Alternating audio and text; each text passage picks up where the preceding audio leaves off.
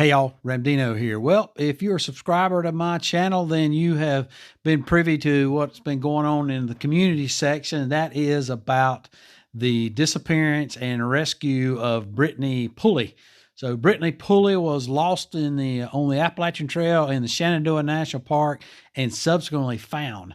So the information flow about that has been poor at best, with few details coming out of the national park. The details that have been coming out are missing and sketchy and really filled with, they give me more questions than they do anything. And the details of her rescue are few and far between.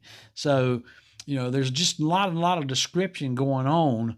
There's more description about her equipment than there is anything else. So I find that pretty interesting that the equipment description is so detailed, but yet they get everything wrong about the person as far as the picture they took. So they know her equipment make and model. They knew she had they put out that she had a tent that was a single person Ozark tent that was blue and gray. They knew she had and put out that she had a green Teton 65-liter backpack, and she had a way cool hydration pack. So no one, not even my wife, who's helped me purchase my equipment, knows that much detailed information about my equipment. Heck, you guys know more about my equipment than anybody else. So I don't know how the National Park Service got all of those details about her equipment, but they got other details that they didn't either include or they didn't get or they got wrong. Details that we'd like to know, like, was she staying on the AT? Did she start on the AT? Where did she start? How long was she actually on there? They got the picture, like I said, they got it woefully wrong. The picture in the poster was the exact opposite of what she really looked like. The picture in the poster was a long-haired, red-headed girl. Instead, they said in the description section that she was short-haired and her hair was black. So the picture is the most important thing of anything out there. And most people won't remember or maybe not even read the part about being black short-haired. They're going to put that picture in their mind. And that's the wrong picture. That's not what she looked like. She looked more like this instead of this. Now, yeah, I know I don't have sophisticated Photoshop software, but she did not look like this. She looked kind of like this. But the picture they gave us of this would really lead people astray, and that is the most important bit of information that I could think of that they gave us. So if the authorities are going to throw panic to the wind and send out a tweet over social media, apparently they've exhausted all other efforts that they have to go to a tweet and ask for our help. So why don't they get the details right? I mean, come on, guys, give us something to work with. And since you asked for our help, how about filling us in on the details of everything, the correct details of what happened and, what went wrong out there and how she was found. I mean, everybody makes mistakes. I get that. So there's obviously mistakes made here, or we wouldn't be sitting here talking about it. But why were those mistakes not shared? We can all learn from each other's mistakes. I mean, flatten that learning curve for the public in general, rather than not coming out with that. So I know there's some things out there that are probably confidential. I get that, but not everything I would surmise has to be confidential. So according to some news articles, she was last seen on Christmas Eve, hiking from north from McCormick Gap on the Appalachian Trail. And McCormick Gap is about 2.5 miles north of the southernmost entrance to Shenandoah National Park. So it's where the Blue Ridge Parkway turns into the Skyline Drive there. And that was the last, 2.5 miles past those gates is the last place that she was seen. So it took authorities more than a week to ask for our help to get out there, that they needed help. So they asked for help on the 4th, and then she was subsequently found on the 5th. So I don't know if they jumped the gun or if that's just circumstances, or I'm certainly glad she's found that fast. But I called the Shenandoah National Park because I wanted to get some information out for you guys. I had several of you that wrote in and wanted some more information. And so I went looking. And first I sent an email to the email that they had listed on the poster for her. Got nothing back. Called the number then. And when I called that number, it was really not, it was just kind of a general number. So I talked to a park employee and he was a little reticent to talk to me about what went on there. I did when I first started asking questions. He initially told me that she was found near a backwoods cabin or backcountry cabin. Then as I began to ask more questions, he kind of put the whoa on it and said that he needed to get me over to the information officer. So he gave me that number. I called the information officer. She was not answering the phone. Her voicemail said she was out till the 4th. Today's the 7th when I called her, so her voicemail was inaccurate. So I'm presuming she was in, but did not get a call back. Also sent her an email. Have not got an email back yet. It was kind of late in the day. So maybe I'll get something back next week. But I also went ahead and sent in a request under the Freedom of Information Act for the reports and the things that went on with this. So if I get something back or the park contacts me and gives me more information, then I will let you guys know. Fortunately, everything turned out good for Britney. She did have a good weather window, and maybe she planned it that way. Most of the weather, looking back at the historical data, it did not get down really too cold at night. Most of the time, it didn't get below the 50s at night for her. The day after she was found, the night before that, it did get down into the teens. Like it dropped all the way down to 18. And maybe that's why she got to a backwoods cabin instead of just staying on a trail somewhere. Don't know that again, because we don't have any kind of information out there other than she was lost and the Park Service was in a panic. So they put out there, they wanted any and everybody's help to find that. So another thing that's kind of weird about it is that her choice of equipment was a little questionable, particularly for this time of year. The details were about the Ozark Trails tent. So that is a Walmart brand tent. And not throwing off on Walmart brand tents, as Walmart's website says, they are good for a weekend getaway. But that particular tent is not a 4-season tent. It's probably not even a 3-season tent. It says it's made out of taffeta. I have no clue what taffeta is. The website says it's a silk-like material. So I think they make bridesmaids and wedding gowns out of taffeta. I don't think that's really suitable for a backcountry tent.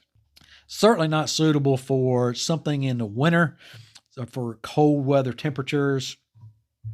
I think it may be a fine tent for somebody to use that's just getting into backpacking and just going for the weekend, but not in this situation. And then the hydration pack is not something that you're going to use in the winter because the hose is really constricted and those hoses freeze really fast. They're out, a portion of them is out in the open.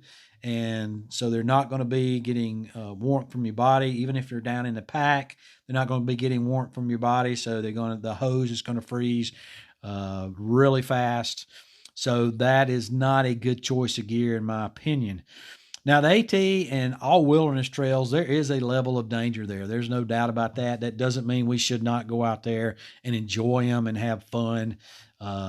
Everything, driving down the road, you're more likely to get killed driving down the road than you are on the AT or any other wilderness trail. So don't hear me say you shouldn't go out there, but they are dangerous. There's dangers such as bears.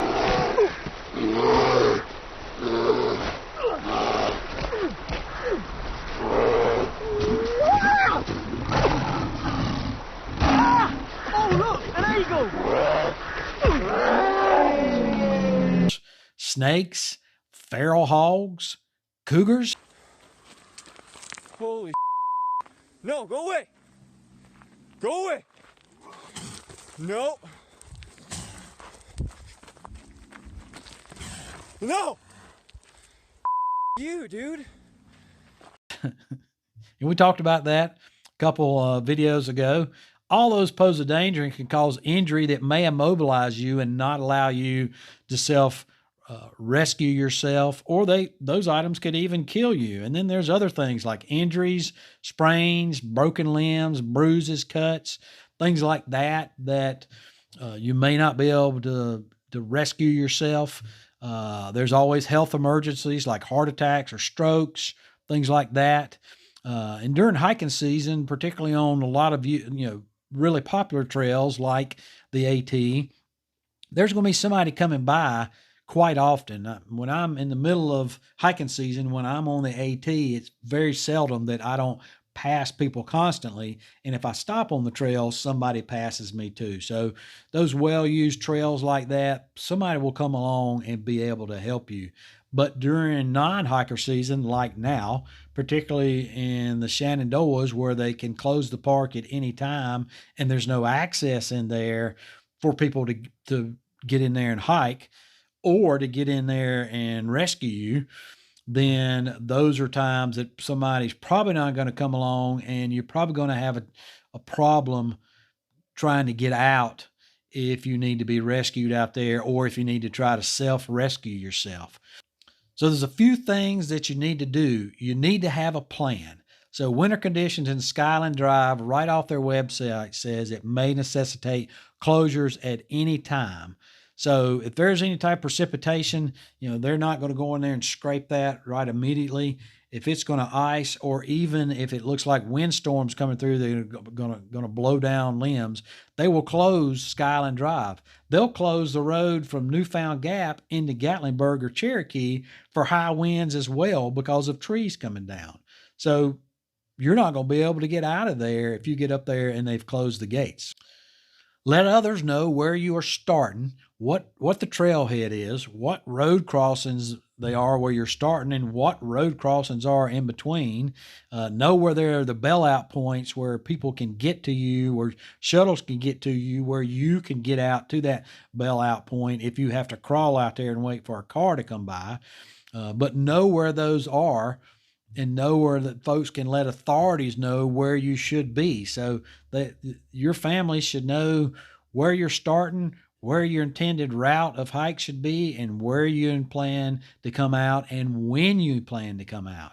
And then you need to set up, how long should I wait till you're overdue till you contact me? So, 24 hours, I would say, is the maximum before somebody needs to know that, if you don't have some type of GPS where somebody can follow you along, like a personal locator beacon, if they can't follow you along online and see you're moving and you're okay, and you miss that 24-hour window of when you were supposed to be out to contact you, well, at that point, they probably need to send somebody to start looking for you.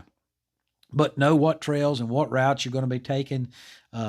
You may not have a signal in the backcountry. Now, a lot of times you will have a signal, but it depends on your carrier. Verizon has a very good signal along most of the AT. The other ones, not so much. People complain about that all the time. But most people will tell you that Verizon is a carrier to have when you're on the AT. But all of them go out at some point in time. Even Verizon doesn't have access to a signal all the time. And occasionally it's going to be, they may have access to a weak signal that you might get a text out, but not a phone call out. So when I'm in the backcountry, I put my phone on airplane mode, because if it doesn't have a signal and it's trying to find a signal, then it wears the battery down a whole lot faster than it does if it's got a signal. So I turn on airplane mode so that won't happen. And then if I need to get in touch with my wife, or I feel like I just need to reassure her, which is at least I talk to her at least once a day, or at least get her a text out, then I am, when I get to the top of a hill somewhere, or if I'm on an overlook and I see a cell tower, or I get in a clearing somewhere where it's not down a valley, then I'm going to come out of airplane mode, let that phone ping the tower.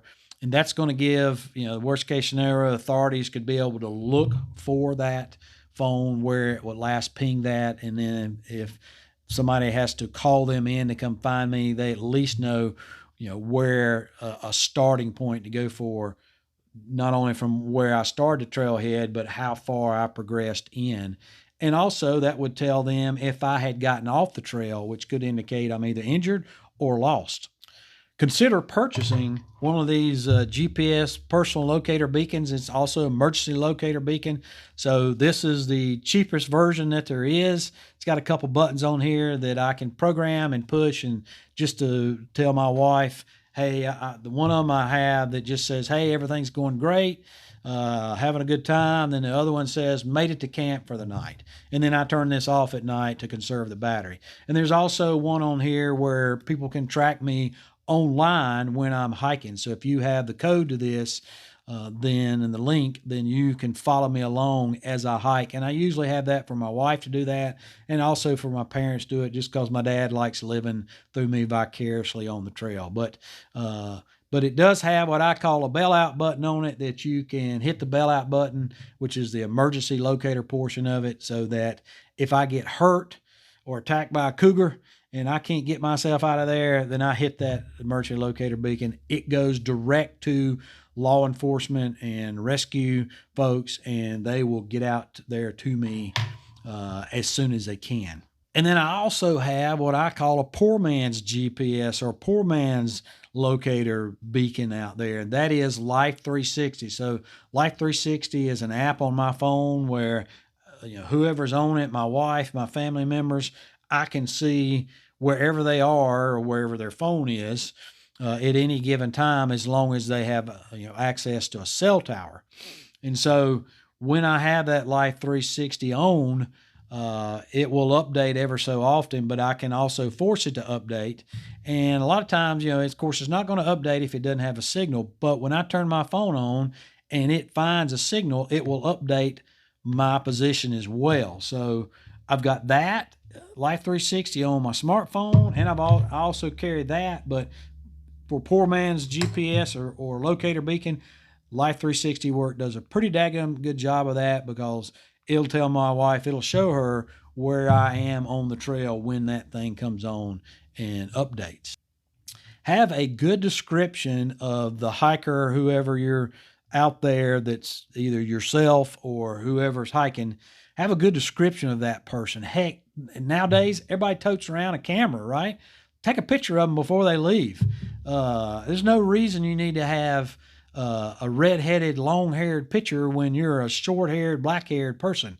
So take a picture before they leave, so that you can give that to authorities, so that they will have one of the most important pieces of information, that it is to be correct.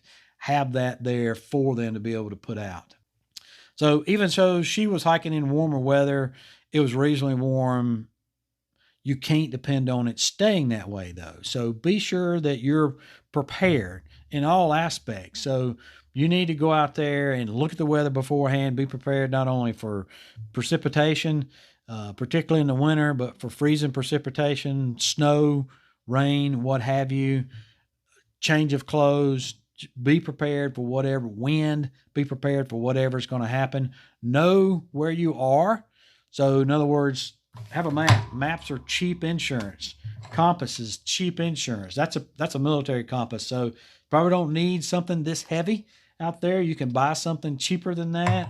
You don't have to have a map that's this thick if you're a gram counter worried about weight, but have these maps here. They're National Geographic maps, and they're really good about having trails marked on them, other bailout trails, bailout roads, back roads, Forest Service roads, things like that, where you may need to get yourself out on, or you may need to tell somebody where you're at so that they can get to you. So know where you're at on that map. And it's, if you have a problem with reading a compass or map reading, there's plenty of places you can go to learn how to do that on the internet, on Google, of course, or YouTube, all kind of stuff like that. There are courses you can take. Know where the general direction of civilization is, and what your best route is to get there. And just remember that if all else fails and you need to get yourself out of the backcountry, follow water downhill. Water always leads you to civilization. Somebody's house, it may lead you to somebody's backwoods cabin that you may have to break into, but at least you'll have shelter until you can continue the mission and get to, civilization and get help out of there. And you can invest in, like I said, GPS like gut hooks, now known as far out. I don't know how long it's going to take for us to quit calling it gut hooks, now known as far out. But you can invest in those. But just remember, batteries run out, particularly in the cold. So batteries don't run out of these. Batteries don't run out of these. So know how to use those things and know how to get yourself out of trouble. Ensure that you've got the right gear, so make smart gear choices. Ensure that all your gear is functioning properly. Have an emergency whistle. Most packs now come with an emergency whistle right here on the sternum pack. And know that the universal sign for help or distress is 3 long blasts on your emergency whistle. So make those 3 long blasts, pause for a few seconds, 15 seconds, do them again. Particularly if you hear somebody off in the distance or something like that. Most people know that's what that means. Make sure you're checking the weather before you go out. Have you an extra day's worth of food. So if it's just 2 ramen packs, have those there in case you're out there longer than you need to be. Heck, when I come in, my food pack's got 3 days worth of food in it. But that's just because I pack my fears. I never eat everything that's in my food bag. And that's something I got to work on to cut back on my weight. But still, you need to have, even if it's just a couple ramen packs in there that are lightweight, something you could chew on, if for nothing else, to help get you out of the backcountry and buy you another couple of days. There's tons of other things that you need to know about being prepared, so I can't possibly cover everything here. Fortunately, everything worked out for Britney, and she did get to civilization, was rescued with a tiny amount of information. We can't really pass judgment on her or the situation. So she everything worked out fine. So quite possibly she did everything right. Question the gear choices, but still she may have done it, not known any better. So everything worked out for the best, and hopefully she did do it right, and that's why we have a happy ending. If you know Britney, I'd love to talk to her and interview her and find out about that. And I'm sure other folks like to hear from her well. So if you're watching this, Britney, or you know Britney and can direct her here, we certainly would love to hear her story, because we're not getting it from the National Park Service. If you got anything out of this, then give me a thumbs up. Leave a comment down there if you got anything to say. Love hearing your comments. You always come up with some good comments. Give me a thumbs up if you liked it, and go and share this with other like-minded folks in the hiker community. Subscribe to this channel for this material and my weekly updates. And as always, appreciate you, and we'll see you out there.